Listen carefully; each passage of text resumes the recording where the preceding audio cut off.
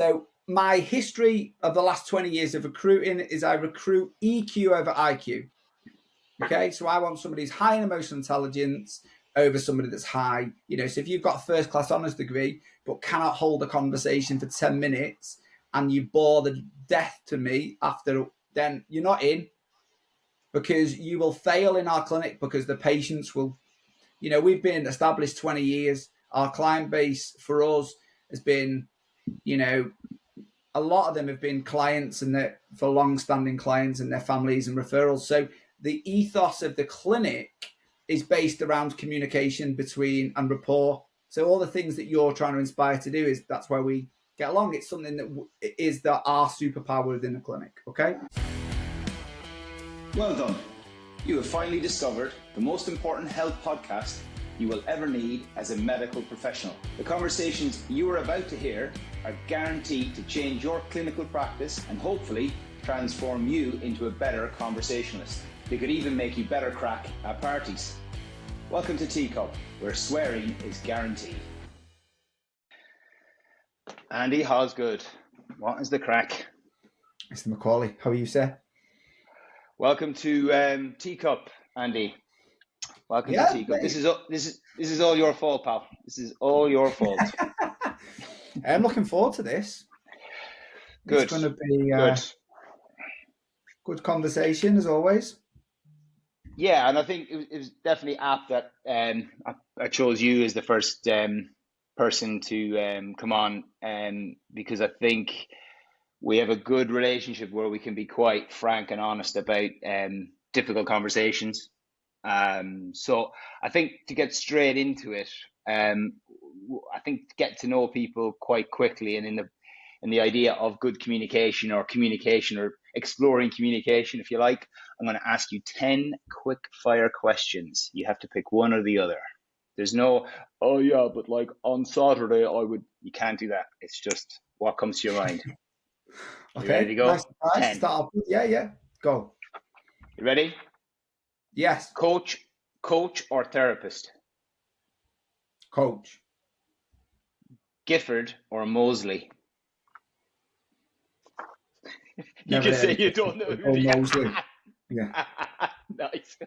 That's even brilliant. Swearing or no swearing? Swearing when appropriate. Not the right answer. You have to pick one or the other. Swearing. Side. Reading or audiobook? Oh God, both. Depends on mood, but probably more audiobook these days. But I prefer reading. Wow. Bond or Bourne? Oh, where have you got these from? Bond, James Bond. Oh, wow. Interesting. Tea or coffee? Coffee all day. Rugby or football? Football. City or countryside? Countryside. The Beatles or the Stones? The Beatles. Shocker. Indian or Italian food? Italian. Nice. Now people know who you are. That's pretty much. What insights? That is based on that. Yeah, it's. I designed it myself. It's absolutely getting no validation whatsoever. But now people will either be screaming at the phone, going, "What the fuck? What? Born or Bond? It's always born. It's always born." Oh, James Bond is like a childhood thing. Bond never drew an ass. Didn't have guns coming out of it. Come on. He's harder though. You get Bonded in no time. Anyway, we'll move on. We got to be careful, me and you, where we go. And then I suppose what I really like and what I want to kind of do for the rest of the podcast, if this gets past one episode, is I'm a big fan of music, and I think it's quite an emotional thing, and it's a communication thing. I want you to kind of pick a piece of music or a band or an artist or style of music that would represent your style of maybe as a therapist or a coach, or how you like to communicate with people. Or what kind of music would you use to describe that, and why? So I would argue my communication style is multifaceted. and therefore my music is. So for me, my communication style is all based upon the person I'm with and the environment I'm in. And I think music for me, I personally use music as a mood developer or mood enhancer. So I use music as a way of, I'll probably pick a music depending on what mood I'm in or what mood I want to be in. That makes sense. And I also think Yep. so for me, I know you're big passionate about music, so I knew you'd come up with some kind of question in and around this. And that, when I was thinking about it, it's something that I think I do very, very well in my own skill set, is be my ability to adapt to the mood of the person I'm communicating with. So I would argue I do the same with my music. Yeah, that's a good one. And if I could explore that a little bit more, why is that important to be able to adapt to people? I think it's what we should do as communicators. I think it's very naive, and this is obviously in my own personal observations of 20 years of exploring this stuff, because I am a bit of a personal development geek, really. And I think for me that we have a responsibility when we are trying to communicate or attempting to communicate with somebody else. If we want, if our purpose is to get what we're trying to communicate across to somebody, so let's say, this is a therapy podcast, so we're, as a physio background, one of the things I want to do is I want to get a point across. My role is to match or mirror their communication style rather than them expecting to match mine. And I think so for me, the ability for me to change my behavior and the way I communicate to match the person that I'm trying to communicate with, I think is the key to successful communication. And unfortunately, I see that less and less. I think most people have one style. They communicate in the way they believe is appropriate, but try and do that with everybody. And let's be totally honest, in normal life, we don't do that, do we? How you talk to your grandma will be different how you talk to your kids, how you talk to your boss. You always adapt to the style. So again, that's just normal human behavior, isn't it? So why don't we mirror that same thing? Absolutely. And obviously, I'm massively biased and think that also. Why do you think we're seeing it less and less then? Or expand on less and less? What do you mean by that? Are we talking about the therapy world or just in general society? Yeah. Sorry, yeah. Certainly about, I think just to kind of hone in on, this is about therapy. This is about physical therapy, physio, chiropractor, osteopath, sports therapist. That world, is that what you mean? We're seeing it less and less with regards to developing communication, or that it's not important?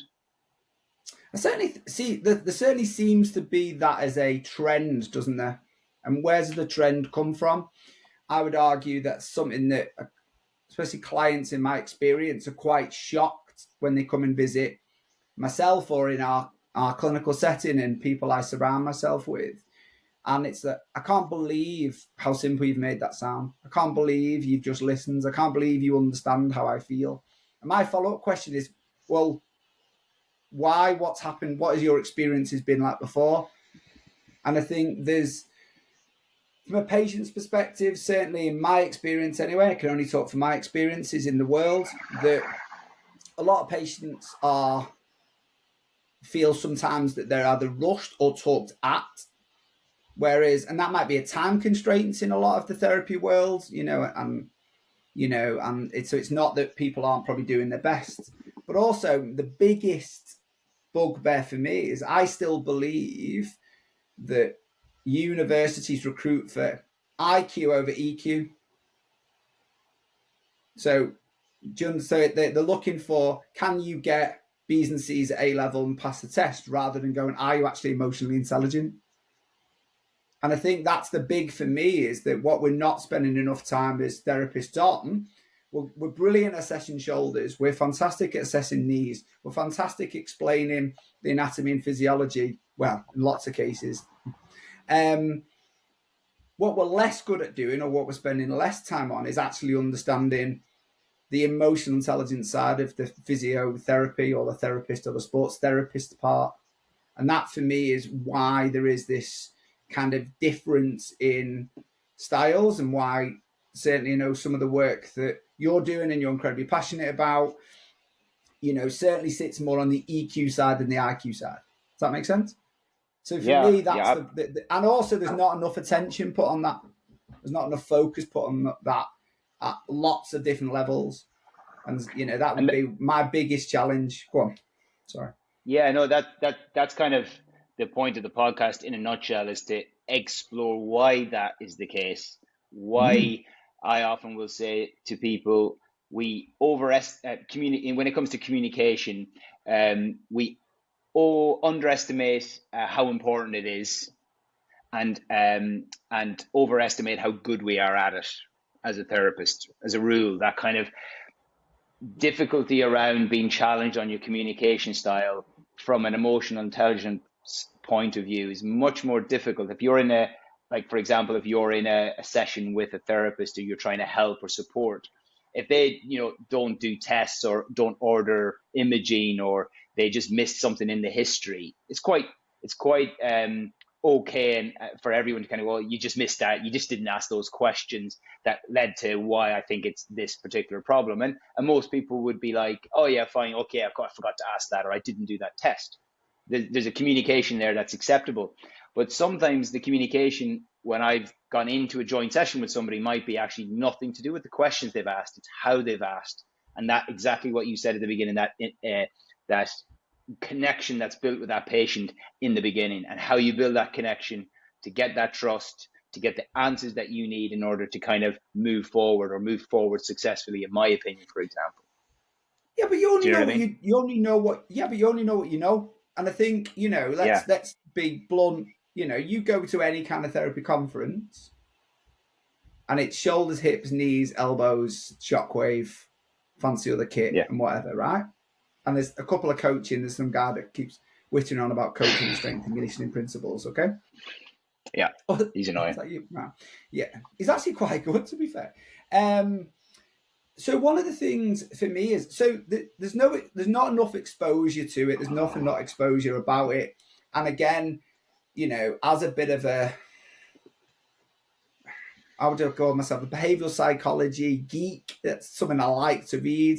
Understanding how humans see the world. It's something I'm very passionate about, because for me, one of the superpowers that a therapist can have is the ability to understand people. And how on earth are we going to understand what someone's world's like if we haven't got the skills and abilities to understand how we think, how we understand, understanding behavior and normal behavior and habit formation and all the things that, if we were taught that at undergrad, how powerful would that be about how to teach a patient to create a healthy habit, rather than And telling them you should be doing this and should be doing that.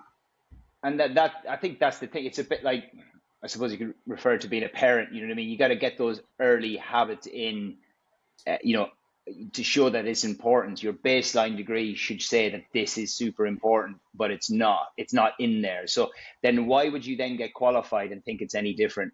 So you come out, like, no one's going, oh, I can't wait to go on this communication or coaching course or develop my communication skills. That, just for me, that was not spoke about. Now I know, depending on where you work and things, it could be different, but as a whole, and as an observation made by myself and others who have spoke to, including yourself, there really isn't that kind of uh, demand, but that kind of conscious awareness that they need training in it, that they need to be taught how to, to improve on that. And it's not put in there. And one of the reasons I know that, for example, people might be saying again, well, I've done communication training. When I do my course, and I always will ask, how much have you invested in, in physical courses, like you said about the conferences, the knees, the hips, the shoulders, and all that stuff that you should do, versus, say, developing yourself as a better communicator, understanding people, emotional intelligence, the psychology side of things. And it's a landslide of either zero or the odd one or two, that, and it's usually Wow. free training put on by their trust or something like that. If you're here in the UK, for example. and it's kind of fun. It's like, oh, the trust paid for it. It's like, I don't really value it that much for me to pay for it. I'm going to get it free.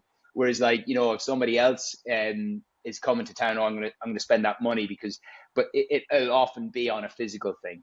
And I think that's just, it's why that's there, because every single physical course that I've ever done, and like Joe Gibson is one of the best at this. And you said superpower. She said about communication being a superpower, and every other therapist who's worth their salt will always talk about the importance of it.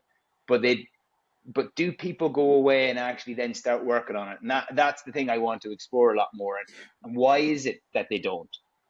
Which is really ironic, isn't it? Because if you think about, and I always, the part for me that always makes me giggle when I'm doing any kind of coaching with my therapy team is you can have all the knowledge in the world, but if you kind of communicate that in an appropriate way to somebody that you've only just first met, who you don't know the background, you don't know the history, you don't know the livelihood, you don't know where they're from, what they know, they're all of the things that they may not even tell you that's going on in their head. If you haven't got that ability, they're not going to do what you're asking them to do, or they won't understand what you're going to do, which then basically means all of that time, effort, and energy you're putting into them is wasted. They're not going to do it. And in a private practice setting, if they don't do what you're asking them to do or follow the rehab appropriately because they don't believe it, you are going to become another one of those, I went there, they was shit. So from a brand reputation, it's almost massively important for me when and hopefully people out there recognize this, the skill of knowing, I mean, I'm going to be quite facetious here, but anatomy and physiology now, if you don't know it that well, you can download an app on your phone, can't you? And you can show it to the patient and go, actually, this is this muscle, this is where it attaches to, this is what it does. And the patient can go, oh, that's amazing. And for 15 quid, you can have it on your phone and you can show a patient. But having the insight to know how powerful that skill in communication is, because we always view communication, in my opinion, as just the words that we say. Now, one of the things is, for me, it's not just about the words, it's how it's delivered, isn't it? You talk about Joe Gibson. Why Joe Gibson being such an excellent coach, tutor, lecturer for years? Because when you listen to her, you lean in, don't you? You kind of go, all right, she's quite inspirational. But she's not monotone. The fact that she's from Liverpool says it all, because all the best people do come from that city. But anyway, that's a different conversation. But so what I'm saying is that, thinking about how you deliver in your communication, for me, is something else that, you can say all the right words, but what's the intent behind it? And I think, well, that only comes from understanding that the idea of communication is actually how it's been received rather than how you're, if I say a word to you, I could go, right, you're a divvy, for example. Depending on how I use that terminology, can be offensive or just a sign of affection. Oh, you divvy. We will have a translation service for people who don't understand what divvy is, which is ironic when you're talking about two Scousers being good communicators. But what I wanted to hold, what you were kind of nearly like, it's great. What would be great now is if you could tell me, because what we're saying again, people are probably going, yeah, and this is good stuff, and we could talk all day. I'm really interested in getting into kind of nuances now. So what kind of could you tell me a story of some kind about how effective communication works, either whether it's with patients or whether it's with staff, or maybe both, whatever you think is just when you're like, this is why, or even comes to even again, just to give you options, recruitment into your clinics, because obviously you've got, that's going to be a huge component, like getting the therapist who can communicate well, and even assessing that. So you've got a lot to pick from there. Any stories that jump out that you could tell that would help people kind of think, oh yeah, that's really interesting? Yeah, so I use this story a lot, but I think it resonates to a great one. So probably about, I don't know, 8 years into my career, I was referred a gentleman who'd had a partial disectomy, and so he'd come and basically said that I'd been referred. He wasn't very happy to be seeing me. He'd kind of come through pressure from his next door neighbour and his wife. The conversation kind of started, and I'm one of them people. How's your world? Is my opening question, rather than how can I help you today? I always kind of start with how's your world, because I think it's a more open question and people are more open to. And he went shit. And then that little voice in the back of your head goes, "Oh, good start," And I was like, "Okay, do you want to just to expand a little bit on what shit about your world?" He went, "Well, I've had this back operation 3 years ago. It's not worked. I'm never going to get better. I'm probably going to lose my job. I think my wife might leave me." And I was like, "Okay, so you've got a lot going on." I says, "If it's all right, we'll talk about your personal life, but can we just explore what's going on with your back?" "Yeah, my back's never going to get better. After that surgery, it's never going to get better." Okay, so, and in my head, I'm thinking he has an image or a picture in his head of what his back looks like. And I said, "Okay, can you just tell me then what you believe is going on so I understand and we can be on the same page?"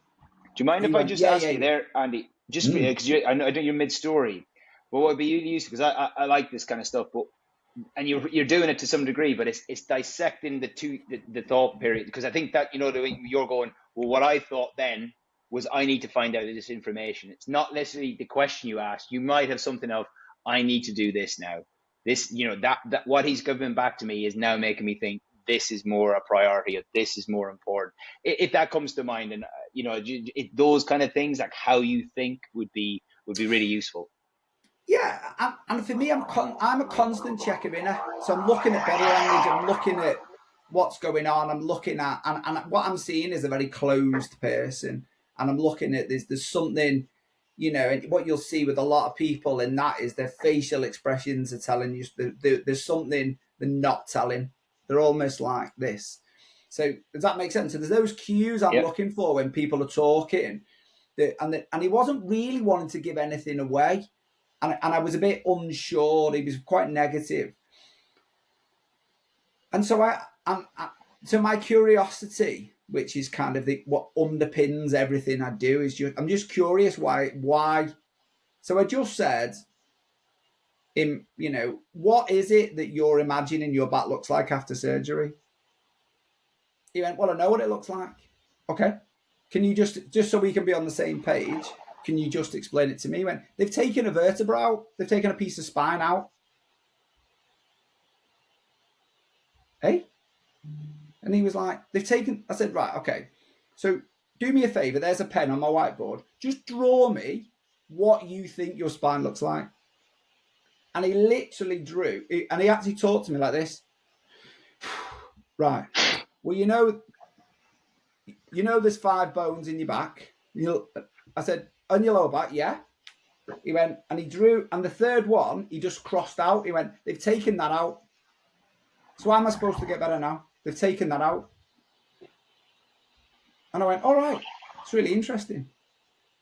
Can I just show you something?" Luckily, I had his x-ray post-op. I went, "We're just going to pull this up and we're just going to show you this. And we're going to count it together. There's still 5. He went, "All right." So for 3 years, this gentleman had been walking around generally hand on heart, believing he had a hole in the middle, right? So he had this, and he generally hand on heart had that. And that all came from when he was communicating and he was coming round from surgery. The surgeon had said, "I've taken this little piece out." He'd assumed they'd taken the whole vertebra out. And nobody had asked him, when he was talking about taking something out, no one had ever asked him actually what he believed had been taken out. That guy almost skipped out of clinic on the basis when he went, "Oh my God," his face changed, his body language changed. He even put a smile on, and then he started to talk. And then he told me his world, what was going on, why was going on, why was in the shit. And literally just having that time to go, I'm really curious, what on earth are you visioning is your spine look? What picture when I say to you, what does your spine look like? What is the picture? And that's what he'd been holding on for 3 years. And literally like a switch, he's changed. And so for me, it's that it's the power of communication is fantastic, but it's also can be, the nemesis of lots of people, because one of the things I've learned over the years is that we really, really do not understand what people's individual world looks like in their head. Do they? Do you know what I mean? So Yeah, and we can't assume. I use the analogy like you yourself. I do a lot of presenting. I do a lot of teaching, a lot of coaching, and I do a lot of, and I always use the analogy when I'm especially working at the universities is I go in and go, right, so I never assume you're all going to look the same. So I'd be pretty daft to think you'd all think the same, you'd all learn the same, and you'd all interpret things the same way. So I have a style where I'm constantly multifactorial my different ways of communicating to try my best to align with each different people, because everyone's got their own way that best suits them. And I think, but on a one-to-one level, we've got an opportunity to explore that. We've got an opportunity to understand how someone's world, what is it in your head that you believe? Because then I can go, okay, cool, let's work on that. And I think that's a really, really powerful, but that only comes from, one, recognizing that's important as a therapist. And then two, being brave enough and curious enough to ask those questions. Because that's the piece that people don't do. I don't really want to pry into someone's private life, or I don't really want to pry too hard. But sometimes that might give you the answers to why they won't do the rehab. Or, you've probably experienced the same. There's probably listeners experienced this the same. Well, patients will walk in and go, oh, I've had my back pain for 10 years and I've seen 14 different physios, so I'm hoping you're going to make a difference. Well, surely that's a red flag of going, oh, I'm curious. Why was the other 13 shit? Yeah, I think that's a great one. I've written so many little pointers down there. I love since meeting you and talking to you, curious is great. And I used to use explore, which you've used several times. That idea that now when patients come in, and in the past on reflection would have been soul sucking patients, if you want to call it that, which sounds harsh, but that kind of feeling of, oh my God, where am I even going to start? Interestingly, now being interested in communication, interested in exactly what you've just discussed in that story, I get a bit like, if they have got several physio, I'm a bit like, brilliant. This is like it's like, I never understand people who do puzzles, right? Like, I'm not a puzzle person. My mom used to do crosswords, and I've always been like, how are you getting any joy out of that? I don't get it. But it's solving a problem, isn't it? And it's just like, whatever, someone likes fixing cars or whatever. I don't get that. I get it, but I don't get it. I don't get where you're getting the buzz from. But weirdly, it's that idea of unlocking people's worlds and how that's coming out, manifesting in their body as injury potentially, or causing them to do certain physical behaviors that lead to potential injury, or relationship breakdowns, which then again will lead to stress, etc. So that idea of being curious and to explore somebody, I think if you get good coaching, connection, or communication training, you get really excited about that, because you try and find, and it's when you said that question is the unlocking question. There's a question, when you've unlocked somebody, or you've unlocked a kind of like, oh, this is a bit different than what I've been asked before. And you said that with, what was that? What does your spine, hang on, what does your spine look like to you? That's the unlocking question. And it literally unraveled from then, didn't it? Yeah, 100%. And again, I call it finding the emotional hook. Yeah. So, and the emotional hook for me is, what is it that if you got better, you could do now that you can't do? Yes. Nice. And so the example is, why is it important to live? And in this example that I'm using here, when we started exploring and he opened up, his actual response was, the reason why I'm having marital problems is I'm almost staying away from my wife from, let's put it as cuddle time, as a a PG reference, okay? In Ireland we say riding, but carry on. Okay, kissing and cuddling time, because what kind of dad would I be with a back like this? So actually, what was driving deeper and deeper into his emotions was, I've only got 4 vertebrae. I won't be able to do stuff. I'll be a shit dad because I won't be able to run around. All of a sudden, I've got 5 vertebrae. The world could look better. Actually, I could be a good dad. And especially when you turn around and actually think, well, if you think about exercise in general for lower back pain, and that could assume cuddle time is part of exercise, could be good for the rehab. So, fundamentally, that changed his whole view on the world. And again, it created hope and optimism. Yeah, and that's absolutely. Now, if I can just share a model with you, and some people might, so a lot of my background, a lot of my initial kind of thing to this was NLP and neuro-linguistic programming. And it was something that, and I understand there's been a bad rep in sales, but from the fundamental communication part, there's some really nice pieces. And there's a model they call the Mercedes model. It doesn't really matter, but why it's important in this reference is it links thoughts to feelings to actions. So if you think, I'm not going to get better, it's going to make you feel shit, you're not going to do anything about it. So you're not going to go moving, you're not going to exercise, you're not going to eat healthy, you're not going to sleep better because you think, what's the point? Whereas if we can change your thought around it and create hope and optimism by exploring stuff and asking good questions and seeing what's coming out, and sometimes mirroring kind of some of their language, which we can explore if we've got time, then it changes the feelings around the issue, the condition, and their world.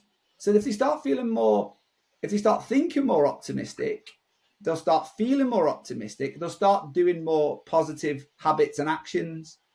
And so therefore, what we are going to do is actually create more of a positive change in people's world. But if you think you're going to create a positive change in people's world just by telling people what to do, but you haven't changed how they feel about it, how they think about it, you're not going to win.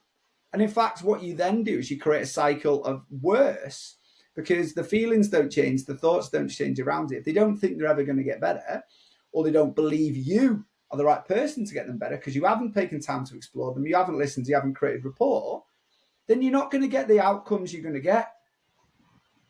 And that, for me, is where we fail as therapists. We assume just because we've spent years training and we've spent years and we know our shit, that just because we've said go and do this, they're going to go, oh yeah, brilliant, let's go and do that. We don't live in that world anymore. I think, and I completely agree with all that. And I'm just conscious that I could talk to you all day about this, and we have done, and one of our biggest problems is to rant, and we certainly have, trying to behave ourselves on here, because there's so many things we could unlock, and I'm sure you will definitely be a regular, hopefully, on this. But what I would like to do, just because when I met you first and how we got to know each other is an interesting story in itself. And we could even explore that and how that happened. And I can remember that in a way, in such detail, and even dissecting that interaction with somebody and how that led to so many other things by just having a certain communication style that kind of worked together. But we're not going to go there, because I want to go to what then happened is obviously developed a relationship, and then getting involved with you, helping me out, kind of understand what I wanted and to unlock what you say is a superpower, and to do what you do really well, which is to unlock the potential of people. And certainly I found that. And I think what I would like, maybe, or what people might like to hear, is that around recruitment, because you obviously recruit people or recruit therapists. And I think everyone knows the importance of it. You've done a really great job there in explaining like how you would with a patient. And I think most people will be nodding along going, yeah, that's really important. But I suppose what we want to do is hopefully change the attitudes or the understanding of the therapist listening, to be able to say, if they want to work in a really forward-thinking, progressive clinic, whether that's in the NHS or in private, I'm really interested in how, you find those therapists that are like that, those forward-thinking, those malleable brains that you can do as a therapist to really get the most out of your client, why you've got successful clinics. Very long-winded question, but I'm interested in your recruitment and how you identify those type of therapists. And I know where this question's come from, because this is when we'd known each other about 15 minutes and we're over coffee, we got into this, didn't we? So yeah. Oh, yeah. Yeah. Well, so it's linked to that story, actually. Yeah. That's why I was wondering what the that was probably subconscious. Okay, so number one, for us, everything we create a Divi filter, right? Love that. Yeah. So what do we mean by this? For anyone who's not from Liverpool, different words, different places. Okay. So the fact that you say it the way you say it, I think pretty much most people is going to understand that. Yeah, I think so. Okay. And what does that mean? A Divi filter is dead simple. We've got a really close team. We've got a team that have been together a long time, and we know we've got a team that works. Okay.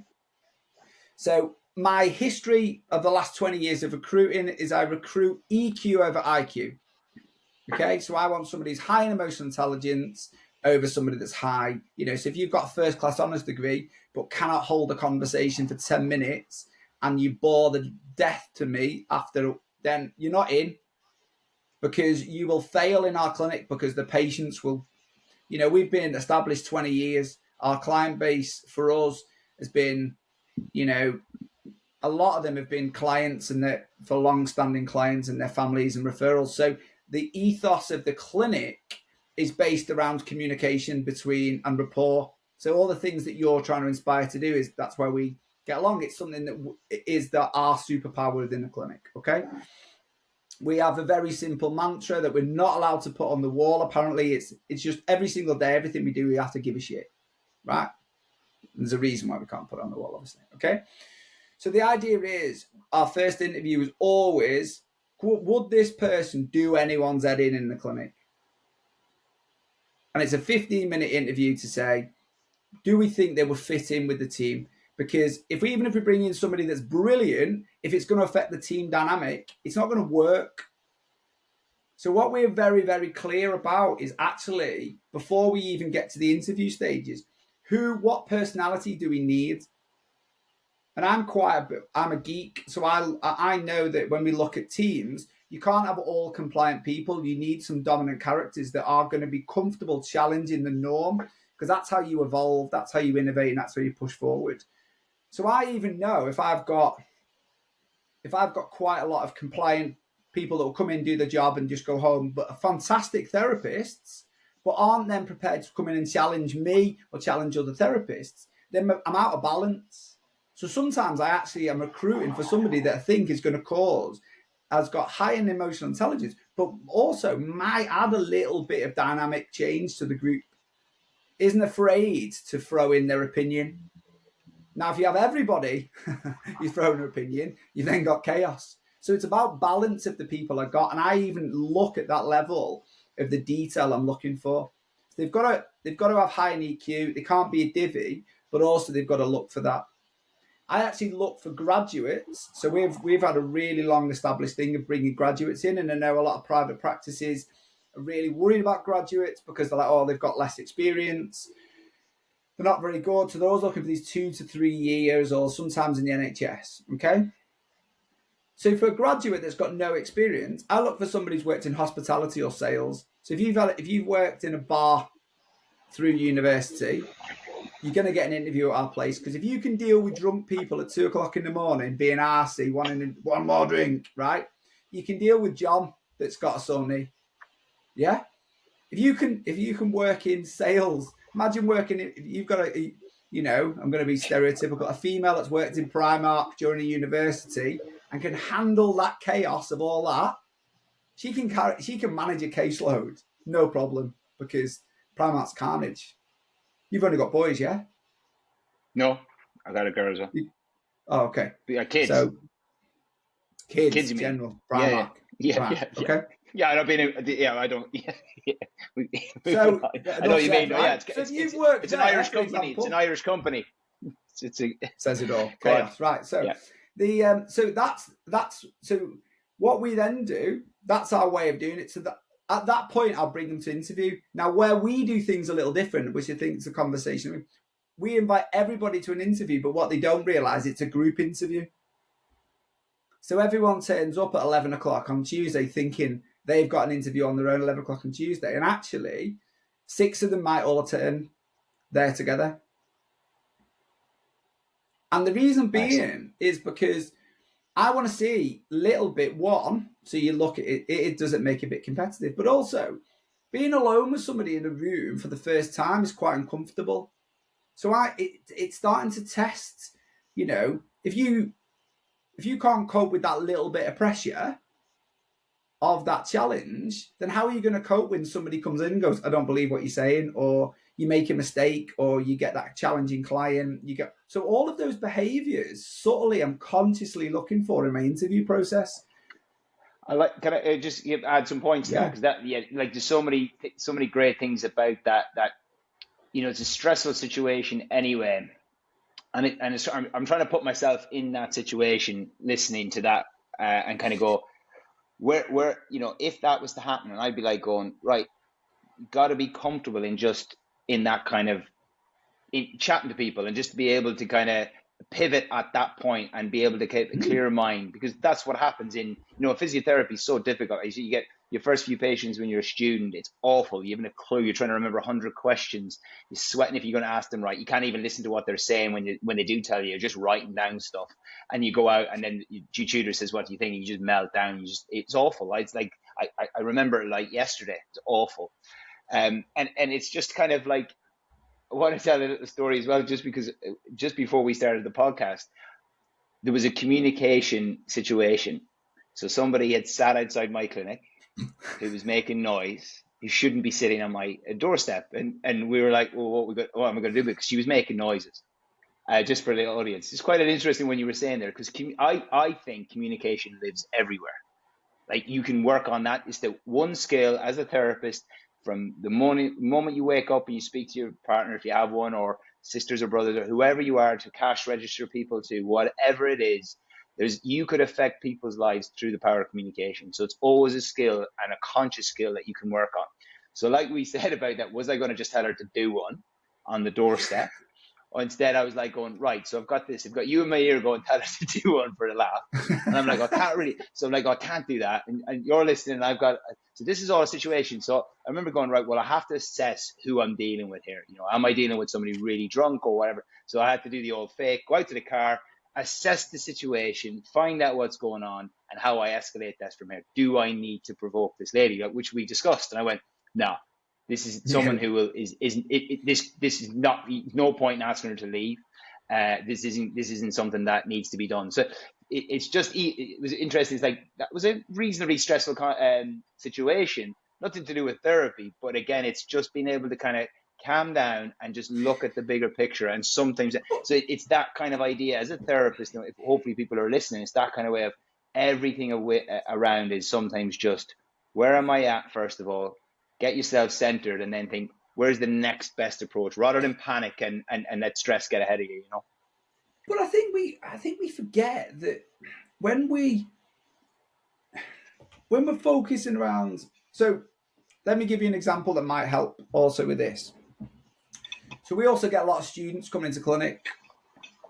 Okay, loads of students. We work with a lot of the universities. Some of them are on the masters or undergrad, whatever. And one of the things I always say to them day one is going, what is it that you're really looking at learning while you're here for 6 weeks? And they'll always go, I want to get better at chest and shoulder. Or I want to get better at, looking at my end stage rehab. Or I want to get better at this. Okay, can I offer you some advice? Sack all that off. What I want you to do is sit and listen and just observe. Just watch. When they ask a question, how they respond. When they ask a question, how they respond. When they ask a question, they don't get the answer they want. What question do they ask? So what you're saying is, like that is, it's assessing the situation. And we ask them, just sit in a corner, and just for the first 4 weeks, I just want you to just observe question, response, body language, tonality, action. Because I think we're so focused, aren't we, on going, oh, I've got to ask 1,000 about your shoulder, that we actually forget they're a human being. And if we flip it, and I'm not sure, I'm not saying everybody does, so that's not stereotyping, but what I am saying is that I think there is a certain element, if we're looking at the younger therapists, if you're in your 40s as a therapist and doing 20 years and you still don't recognize there's a fact of human first, shoulder second, then no comment. Okay. For people listening, that's the emoji with the two hands at the side. Yeah, 100%. Yeah. So for the younger therapist, if you get that right and you learn to get that for me is the underpinnings or the foundations of everything that should be done. And it can be, like you've said, you can do it everywhere. One of the things when I was doing my trainer NLP tasks was one of the guys who was teaching the course basically said, I want you to go out for a meal at the weekend. And I want you to, when you're in a meal at the weekend, I want you to focus, obviously explain to your partner that it's the thing, but I want you and your partner to guess who's getting on and who isn't. Yeah, brilliant. I love that. Yeah.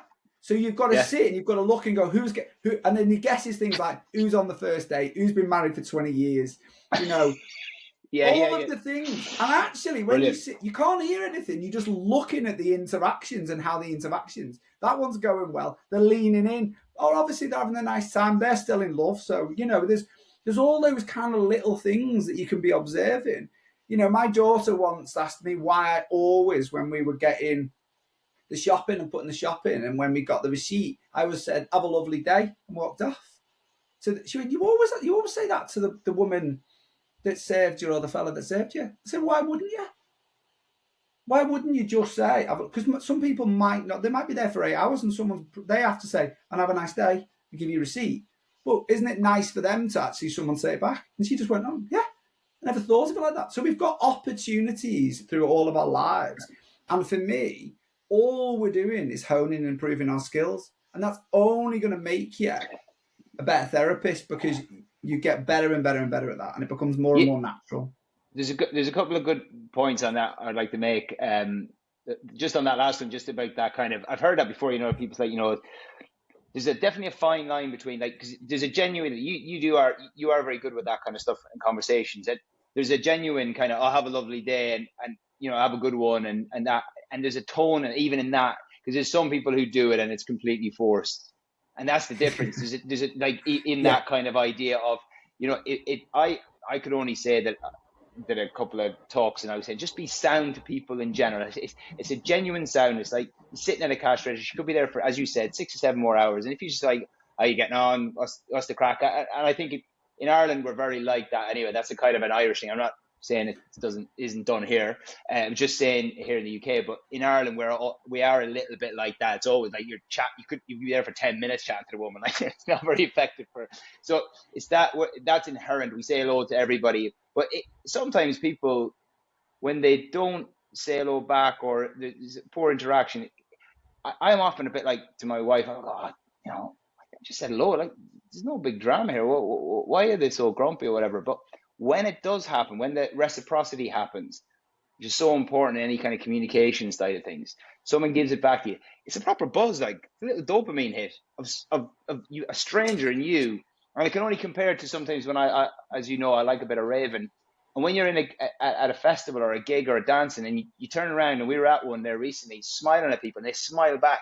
Such a weird, lovely feeling you get. And without sounding like a proper cheesemonger here, it's that kind of like, it's not that difficult, and you can get a bit high from it.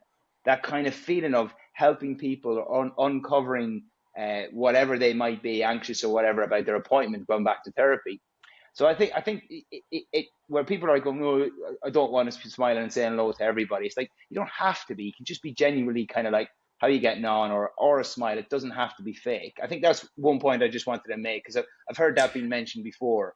And then the second one, I just on that one, because you made a really good point, and I've called it a therapist anxiety syndrome, which is Okay. TAS, if people like a little acronym. And what I mean by that is, like, from the moment somebody comes in, therapists are quite anxious about trying to solve a problem. And I think, well, speaking from experience, I often find that I still suffer from it to a degree, but it's one of those things where it's like players getting nervous before a game. It's important.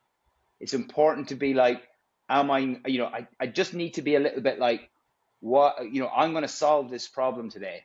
Like, as soon as I get in a conversation, I'm flowing. It's a bit like, as soon as you start playing a game, you're flowing. But before, I'm just a bit like, I wonder how this is going to go, this interaction, this communication I'm going to have, Okay. this, am I going to solve their problem?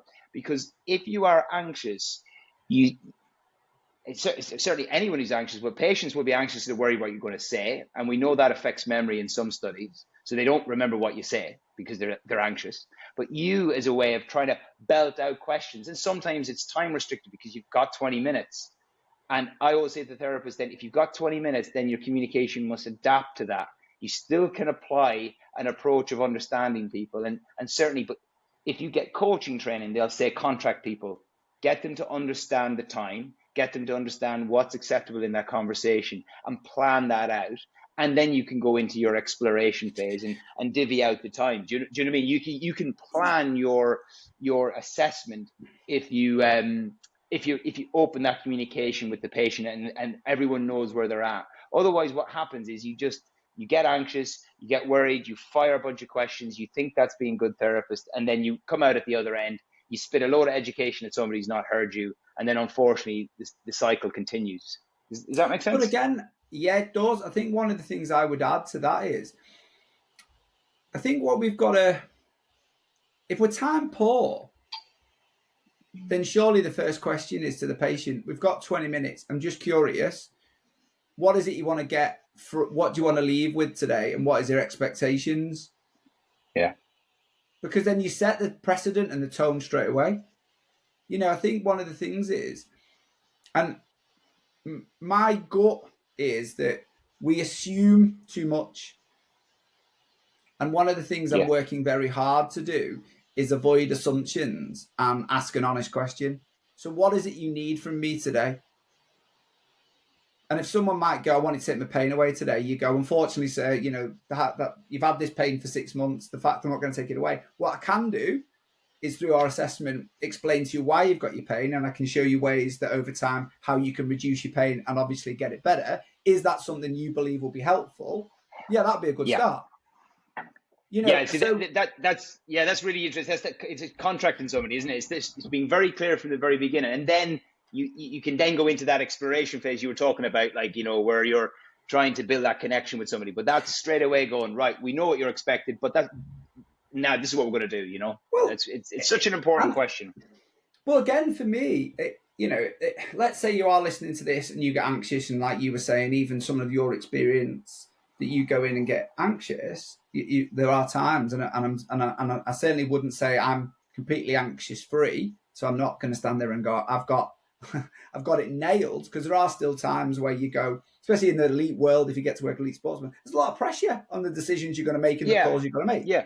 I've got to make some calls where a fighter might be fighting in 10 days' time, and my decision is, am I going to pull him from the fight, which causes absolute havoc? Yeah.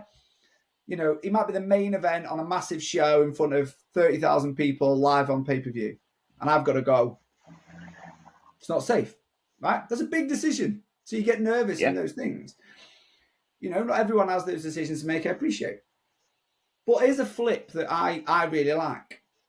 Let's say we go into an appointment, and we go in with a curious attitude to go, I'm wondering what is going on in the world. I'm going to go in with the intent that all I want to do is help somebody. Rather than, the end of the day, that person you're going in with is the expert of them. And I'm quite clear with that and transparent with that. Look, you've lived in your body for 43 years. So you're the expert on you. Yeah, I've got a little bit more anatomy and physiology knowledge, and I've been doing this job 20 plus years. So I'm all right at it, okay? But you're the expert on you. Just tell me what it is that you need from me so I can help you get to where we need to be. And then straight away, it's just an open conversation. They set their expectations. and then we can go and match their expectations. That for me is a successful outcome. I think one of the things that we forget as therapists, we go in and we don't ask it what they expect. And so we get an expectation mismatch. And we know in life where we mismatch expectations, we get conflict. And then we've got to go into conflict resolution and try and backtrack and deal with stuff. And probably the conversations that you get pulled in your NHS role is because there's been a miscommunication, there's been a misexpectation matching. And all of a sudden, there's this conflict resolution piece that we have to do. And that concludes even more uncomfortable conversations. That I would say on that point, exactly that. Like I've the second opinion work I do is rarely a misdiagnosis. It's very rarely like, oh, they got it completely wrong. You know what I mean? It's, oh yeah, I've discovered it as or whatever. It's rarely that. It's the fact that no, it is what it is, but they've just not managed expectations. They've not managed the communication appropriately. And any staff I work with, they always kind of go, they'll know when I mentioned earlier on that unlocking question you have, and you can see they're sitting in with the clinic, and I'm asking away. And next thing you can see the patient says something, and then the physio sits there going, "Oh fuck," yeah, that's the thing, and it's always just, and then sometimes this is really what I'm really interested in is, and it probably comes from repetition and being interested in the art form of communication, because sometimes you kind of ask a question or it comes from nothing. I think I've done it even with you. And you're like going, I couldn't even remember what I asked you. And you went, oh, it just unlocked something in me. And you started talking. It was a conversation we had in the past. You might remember, but you went, I don't know what. And I said, I can't even remember what I asked you.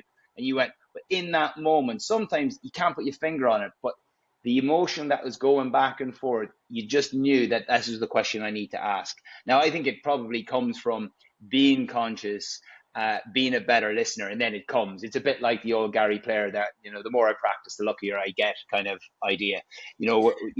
These things start to come up. You start to read people's minds, inverted commas, about patients go, how do you know that? And it's nothing to do with that. It's the fact that you've seen the pattern.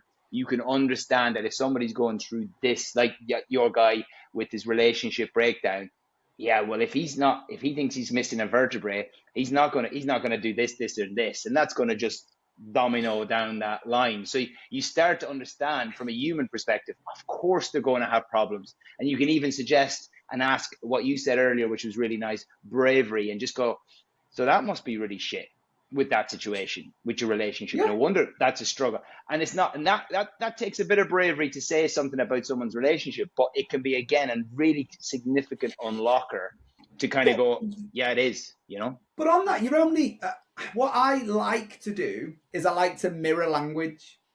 So if they've come up with something, then I like to mirror it back. Oh God. So one of the things I like to do with that is, because it shows, it's classed as active listen, isn't it? If you start using the terminology they use, then all of a sudden it means that they're recognizing that you're listening to what they're saying. So it's this layers of rapport, isn't it? It's just layer. And one of the things that you're very good at, and I would suggest most people are very good at, they're just unconsciously aware of it, is we're reading body language constantly. So when we ask a question, we have to say, has it been received well? And we normally know if it's perceived well because of the response that we get. And people out there are going, oh, I don't know what you mean. Well, you do know, because it's like when you ask your wife, your girlfriend, or if you haven't got one of them, your mum, if you want to go out on a night out with the boys, you know very quickly from the facial expressions which way it's going to go, right? There might be some verbals to match it. There might be some stuff thrown at your head to match it. If that doesn't happen, I've got a green light. So along with the time, I think when we're communicating, asking questions, it's just being curious and exploring, like you said. But then it's just constantly checking in. How is this being received? And then learning, or that having what I would call behavioral flexibility. So what do I need to do to adapt? I've got a story for you. Can I share it? Yeah. So when you were talking before about asking questions and about second opinion work, it always reminds me of a person that came to me with an Achilles tendinopathy, that typical 3-month stage where, they've got to go through this little process of 12 months. Nothing major, done too much, too soon, flared up, settled. come to see us 6 weeks in and basically said, I've been to that physio, told me it'd be better in 6 weeks. It's been 6 weeks, it's not. So talk about expectation matching.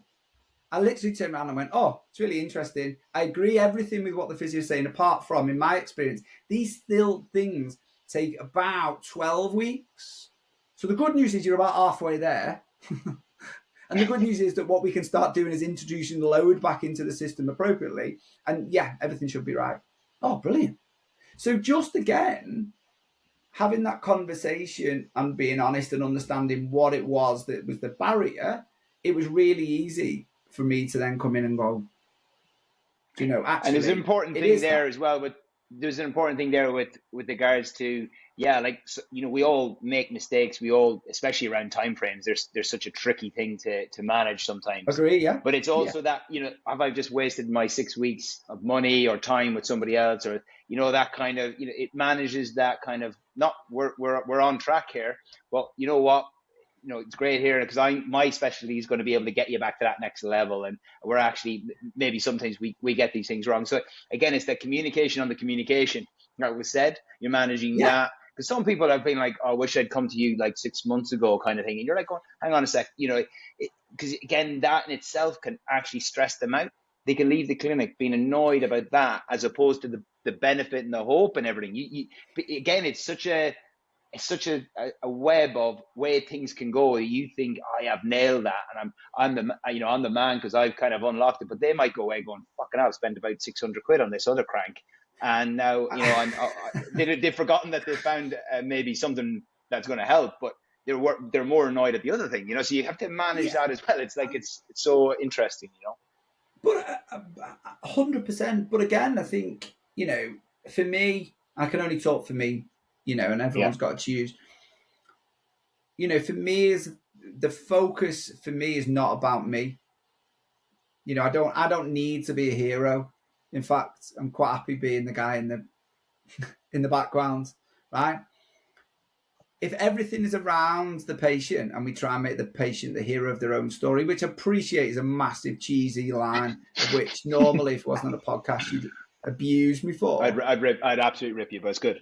Yeah, you would. But but again, if they feel and leave that's your intention, it's not about slagging off him down the road, he's done a crap job, and making you look good. It's about, like you've said, turning a situation to turn in, go, actually, what you've done is brilliant, and actually you're still 6 weeks down the line, and actually what we've just got to do is move you to this stage. Like, exactly, like, he still becomes his own hero, and he still realizes that they're going to get where they need to get to. And I think that's the important part, you know, and that's, I guess, a personality trait of mine anyway. I absolutely buzz of watching other people be successful, but I also believe in the karma process, that, you know, if I can make you more successful, then funnily enough, I seem to do better. Which, you know, from a private physio perspective, let's be honest, if we do a really, really good job and we build good rapport, we get good outcomes, people like us, they know we listen, they're going to tell their friends, family, and all their colleagues, you need to go there. So funnily enough, the clinic builds up, doesn't it? We get our reputation built, and it all comes from having those, sitting down, having good conversations, being able to communicate our points really, really well in a way that the other person understands. And more importantly, we have to put it in language that they understand, because we all know the minute they walk in the door, their partner, their friends, or their family are going to go, how did you get on? What have you got? So they need to be able to articulate that in a way that the partner can go, I've got this. This is how long it's going to be. I'm going to get better. Oh, I feel good about the world. If they go, oh, I've got a ITB, whatever. I can't remember what he said. I've got this knobbly bit on my knee, on the outside of my knee, that's causing it to rub here, and I think it's some kind of frictiony thing. And so people just start asking loads of questions. That's like, it's one of the reasons I video all my. I used to video all. I still do. That's what I video the exercises. But I really started thinking, why am I videoing all the explanation of, and it's so powerful. It's nearly more important than the exercise in some ways, because people are going to go, oh yeah, you get them to speak it back to you and say it to you. I think when they might say it here in the clinic, but when they get in the car and drive 20 minutes and then get out, then are they going to remember it then? Like, I'm always a bit like, well, it's a good test in the clinic. So what did you say? And I was a bit like, God, it's a bit of pressure on them. So I always say, video me, and they all laugh. I've never had anyone come back and go, that was a crap idea, by the way, as well. Because people are going, oh, I don't like being on camera. It's like going, I'm not saying anything like you were going to have this. I speak in probabilities. Look, from everything you've told me and from everything I've seen here on assessment this is what we're looking at. This is probably what we're going to look at. I would expect that if we do this, we're going to be looking at improvements within a certain time frame. And if we don't, we'll probably take action on it. And the kind of action I'm talking about might be down the line of speaking to your GP or do some imaging. And the reason, and then so you can watch it when you're back, you can show your coach, you can show your family member. The family member that's one of the biggest ones. They come back and they go, oh, she'll be or he'll be doing my head in because he's not been or she's not been sleeping for the last 3 months either. And they really want to know. They really and if it's a bloke, they'll want to fix it anyway. Because that's what we stupidly try and do in anything. So at least when he sees that, it's like, all right, that guy sounds like there's a plan there. It can reduce that, which will reduce the stress on the patient. So again, your communication is doing stuff. It's like a ripple effect through their life. It's making their life easier and the relationship even easier and more comfortable. So they're not getting, because there could be a little bit of tetchiness there with couples when someone's in pain, for example. And so there's so many layers to this that we could talk on this, and I'm sure hopefully this is why again something like this podcast was born, because I thought we don't get into enough of this, and hopefully more and more people who come on, we get into more and more conversations like this to kind of just unravel this really powerful tool and that kind of moving on towards like what you do. And obviously you're a therapist and run clinics, but the reason why I got to meet you and as you would say, unlock my potential or unlock what's inside there is a superpower of yours. And I think that it might be time now, just to wrap up the podcast, but you just saying kind of like how you would help therapists or what you're about, and maybe tell people why, because I thought it was amazing. I like to be coached by I've been looking for a coach for a long time, and they're hard to find, and in therapy it's really hard to find. So maybe try and describe what you do in a few sentences. What do I do? The only first time I've ever got you to say nothing. I know. Yeah, I mean, it's a really interesting question, and the reason why it's relevant is I'm in the middle of a complete rebrand about what I do, and it's people keep wanting to label me coach, development coach, life transformation coach, all this malarkey, right?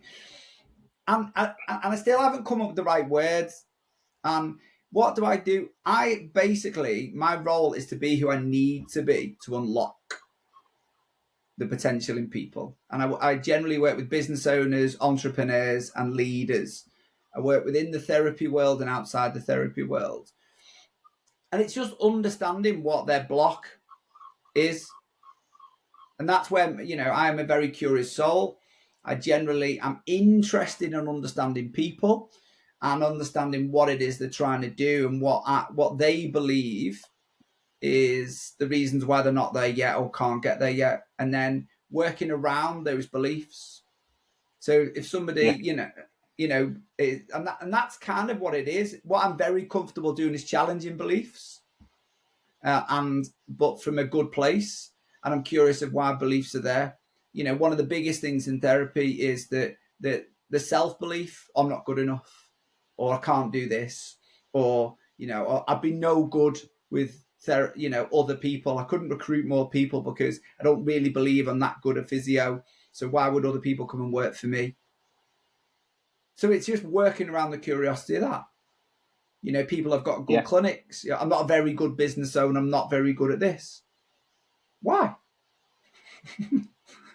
What is it that you think you're good at? And it's just that it's being comfortable challenging, but then holding people to account to make good behaviors and good action, just like we do with any client. And I think for me,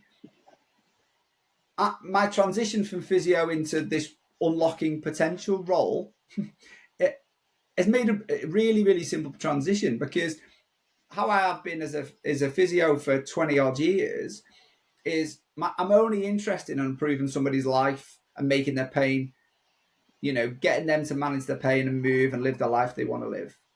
That's all, So the same thing, I'm still dealing with people. The skill, the communication, the understanding is the same. Just the context of the conversation is different. If we're looking for, a customer experience, or we're looking at how to recruit staff, or we're looking to how do we get a leader to, get more out of their team, that all comes from just understanding people. Yeah. And so the skills are transition. Yeah, it's brilliant. And like as I said, like I'm biased, obviously, from the point of view of being through that process. But even doing, like I say, most of my CPD for the last few years has been around communication coaching, trying to get better at that, understanding that. And I remember to finish up, like I got a free 3-month coaching with a personal trainer. I entered it in a thing just for the laugh, and I won it.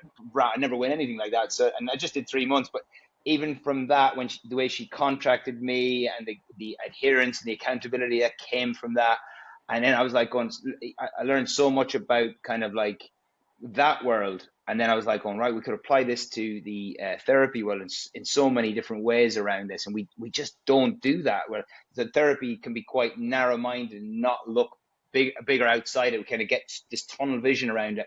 And then and then obviously then leading to having conversations around you and doing coaching courses. And it's only when, like, I think it's one of the things I need to explore again with other people, and maybe yourself again, is the fear around doing a coaching course or a communication course.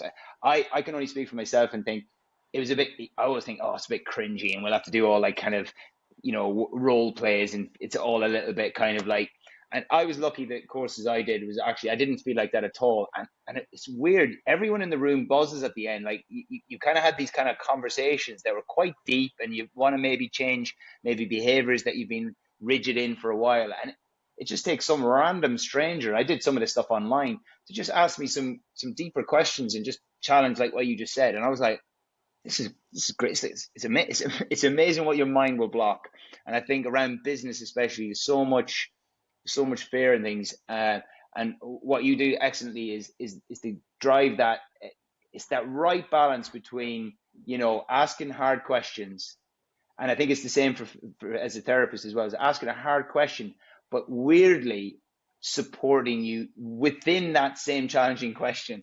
You've got a very unique gift to be able to kind of ask me hard questions, and then straight away just support, like a support blanket immediately to be able to answer those questions. I can't describe it any better than that. It's a really kind, it's a really kind description. Yeah. And again, one of the things I would suggest with that is, I generally think that sometimes that's the appropriate, coming back to our therapy thing, I think that's something that as therapists we need to get braver at. And I think it's those questions that actually, if you can unlock one thing where a patient goes, oh, I know why I'm being a divvy, and that changes their behavior, which means they act in a better way. Yeah. That could be the one thing. And that's the bit, isn't it? It's just sometimes being a bit more curious. And, to finish, why I'm comfortable asking uncomfortable questions, because I'm doing it with the right intent. My intent is only to try and get the best out of you. That's it. And I'm curious why there is. And I think if you go in with that, and you go in from the right thing, and from a point of going, if I ask the right question, this could change someone's outlook on the world, then let's be brave enough to ask it. Amazing. I think I'll just finish completely on one thing. I think it's always good to kind of think if you have it, one top tip for a therapist with regards to communication and coaching. You've said a billion of them, but I guess what would you leave people with if they were to kind of go right now? What would be a good step towards becoming a better communicator? It's a very big question. Be more curious. Yeah, it's a good one. I like it. I think that I was hoping you'd say and just go, why? Why is that? I think that's it. that's even better. So curious is good, but I think it's that, like, it's my kids, and I've started to try and answer my kids' questions a bit better like that. But that's it. Be a 5-year-old. Why? Why? So and be curious and interested. I think it's great.